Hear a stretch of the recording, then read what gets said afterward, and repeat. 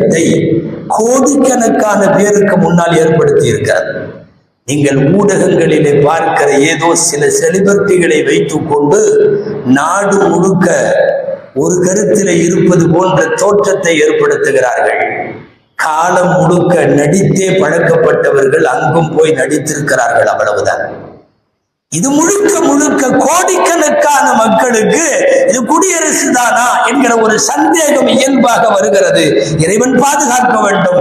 ஆட்சியாளர்கள் குடியரசின் அர்த்தத்தை உறுதி செய்ய வேண்டும். எந்த வழக்கிலும் தீர்ப்பு செய்கிற நீதிபதிகள் குடியரசின் அர்த்தத்தை உள்வாங்க வேண்டும். நாட்டுக்கு உண்மையை உரத்து சொல்ல வேண்டிய ஊடகங்கள் குடியரசினுடைய அர்த்தத்தை உள்வாங்க வேண்டும்.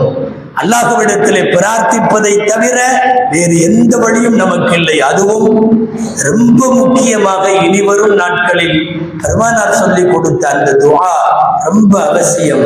அல்லாஹும்ம லா துஸல்லித் அலைனா மன் லா யகாஃபுக ஃபீனா வலா யர்ஹமுனா. யா அல்லாஹ், எங்கள் விஷயத்தில் உன்னை பயப்படாத எந்த ஆட்சியாளர்களையும் எங்களுக்கு இனிமேல் தந்து விடாதே. எங்கள் விஷயத்தில் உன்னை பயப்பட்டு விடாத, வலா யர்ஹமுனா, எங்கள் மீது இரக்கம் கொள்ளாத எந்த ஆட்சியையும் எங்களுக்கு சுமத்தி விடாதே என்று அல்லாஹ்விடத்தில் இப்போதும் இனிவரும் நாட்களிலும் கட்டாயம் கேட்க கடமைப்பட்டிருக்கிறோம்.